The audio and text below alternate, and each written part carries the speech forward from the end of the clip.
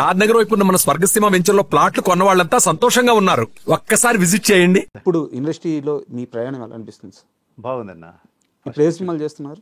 ఇప్పుడు 3 సినిమాలు రిలీజింగ్లో ఉంది. అంటే ఇది బ్రహ్మాండతో కలిపి నెక్స్ట్ ఫైటర్ శివ ఒకటి, ఇంకోటి తత్వం అని ఒక cinema already post production work జరుగుతుంది. ఓకే. సో ఈ 3 రిలీజింగ్లో ఇంకా 3-4 పైప్ లైన్స్లో ఉన్నాయి. అవి ఒకటి తర్వాత ఒకటి వస్తున్నాయి. అంటే షూటింగ్స్ స్టార్ట్ అవుతున్నాయి అవి.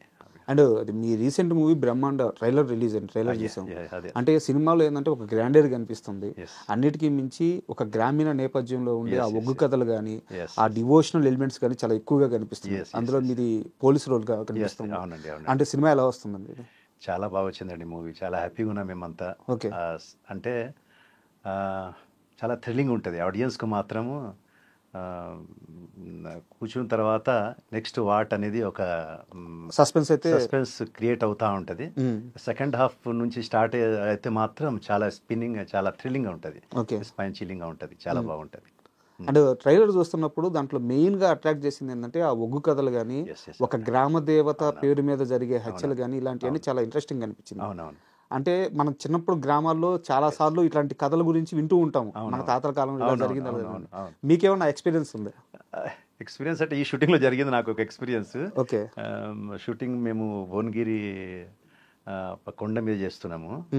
అక్కడ నైట్ షూట్ అంతా మేము ఒక 7-8 మెంబర్స్ ఉన్నాము.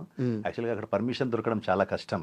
ఓకే. ఎప్పుడో కృష్ణ గారు చేశారట. దాని తర్వాత మనోళ్ళు అది మరి ఎలా తీసుకున్నారో పర్మిషన్ ఏందో తెలియదు, కానీ మొత్తానికైతే ఆ కొండ ఎక్కిచ్చారు నాకు ఫస్ట్.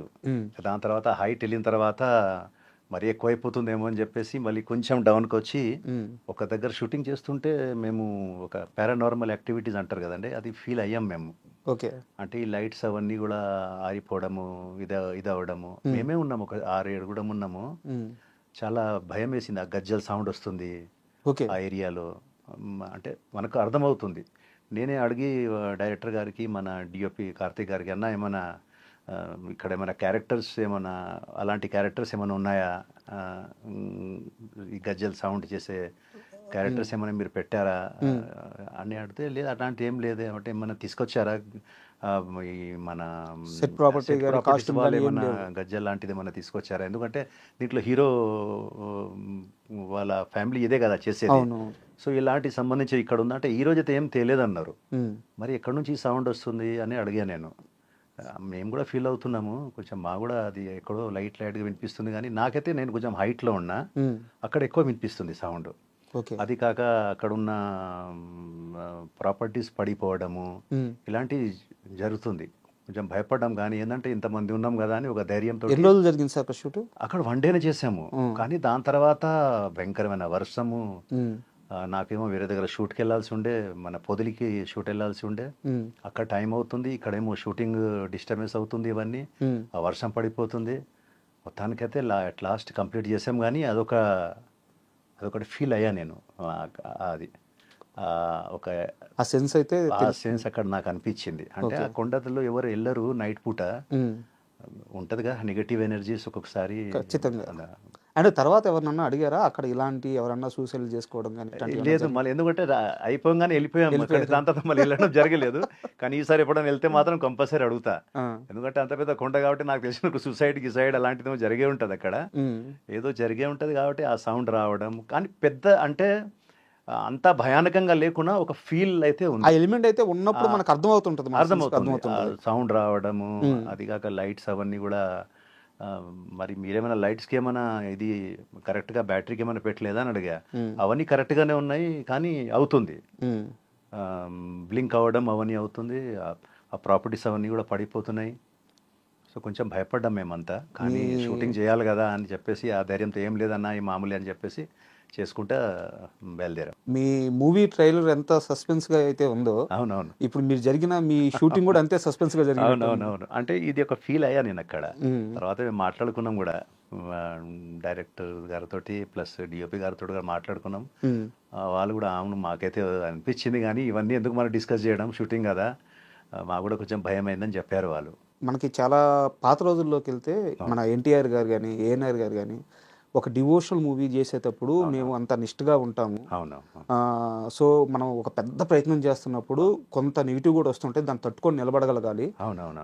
చేస్తుంది గొప్ప ప్రయత్నం కాబట్టి అని అవునవును. చెప్పి మనకు చెప్తూ ఉంటారు. అవునవును. ఈ మూవీ మీరు తీస్తుంది గ్రామ దేవత మీద కానీ అవునవును. ఆ శక్తుల గురించి కానీ చేస్తున్నారు అనమాట. సో చాలా పవర్ఫుల్. అవునవును. అండ్ ఈ మూవీ మేకింగ్ టైంలోనే ఆ సినిమా మొత్తం కంప్లీట్ అయిపోయినాక ప్రివ్యూ చూస్తేనే ఈ సినిమా దర్శకుడు కూడా చనిపోవడం జరిగింది. అవునండి, ఇది చాలా బాధాకరమైన విషయం ఇది చెప్పాల్సింది ఏంటంటే రాంబాబు గారు డైరెక్టరు, ఆయన నిజంగా ఈ సినిమా మీద చాలా హోప్స్ ఆయనకు, అంటే డే నైట్ పెట్టేశాడండి మూవీ కోసం. సారీ టు ఇంటరప్ట్ యూ, అంటే ఆయన గురించి జనాలకు తెలియాలని చెప్తున్నాను. అవునవును. ఒక 150 సినిమాలకు పైగా కోడైరెక్టర్ గా చేశారు. ఈటీవీలో అంతరంగాలు ఇలాంటి చాలా పెద్ద పెద్ద సీరియల్స్ కి ఆయన వర్క్ చేశారు.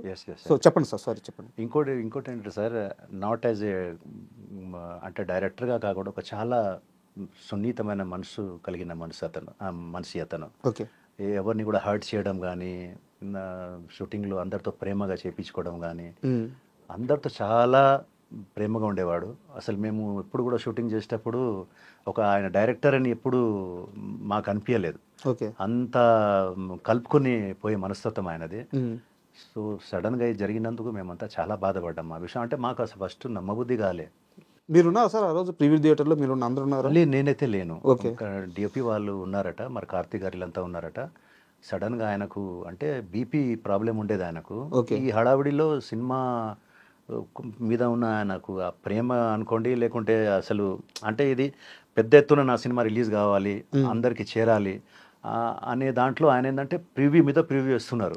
అందరికి పెద్ద పెద్ద వాళ్ళందరికీ చూపెడుతున్నారు, చూడండి సార్ నేను మంచి సినిమా తీశాను, మీరు దీనికి మంచి నాకు సపోర్ట్ చేయండి అని చూపెడతా ఉన్నారు. దీంట్లో ఆయన టాబ్లెట్స్ వేసుకోవడం మర్చిపోయారు, అంటే దాన్ని నెగ్లెక్ట్ చేశారు. అవి మీకు బీపీలో ఆ ప్రాబ్లం ఒకటి ఏమవుతుందంటే అవి ఏదో కొట్టిస్తుంది అది. అవి వెళ్ళి ఆయనకు పారాలసిస్ రావడము, ఇమ్మీడియట్లీగా జాయిన్ చేయడం హాస్పిటల్లో. వితిన్ 2-3 డేస్లో అయిపోయిందండి ఆయనది. 2 చిన్న పిల్లలు ఉన్నారు, 2 అమ్మాయిలు. అసలు మేము తట్టుకోలేకపోయాం. ఊరికి వెళ్ళాము, ఇంకా ఆయన అంత్యక్రియలకు అందరం వెళ్ళాము.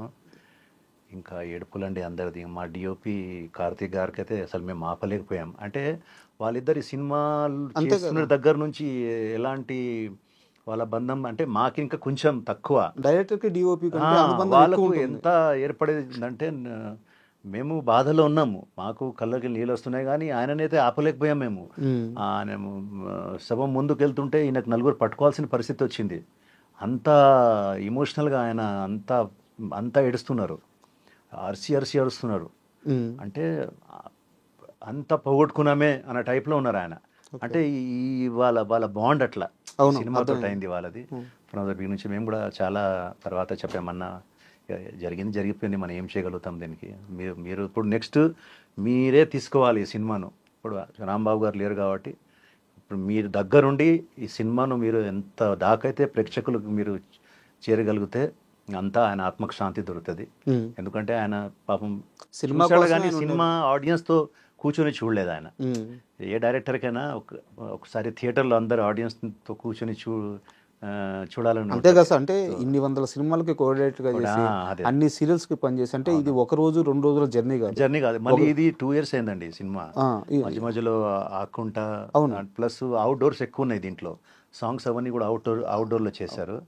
టైం తీసుకున్నారు చాలా శ్రద్ధగా. అంటే ఆయన జీవితం అంతా కూడా ఈ క్షణం కోసం కష్టపడ్డారు. నా సినిమా రిలీజ్ అయింది అని చెప్పి ఈ క్షణం కోసం కష్టపడ్డ వ్యక్తి ఆ క్షణంలో లేకుండా పోవడం నిజంగా బాధాకరం. ఒకసారి ఆ దేవుడు ఎందుకు అలా చేశాడు అనిపిస్తుంది. మినిమమైన సినిమా అయినా చూడాల్సిందే అనిపిస్తుంది మనకు.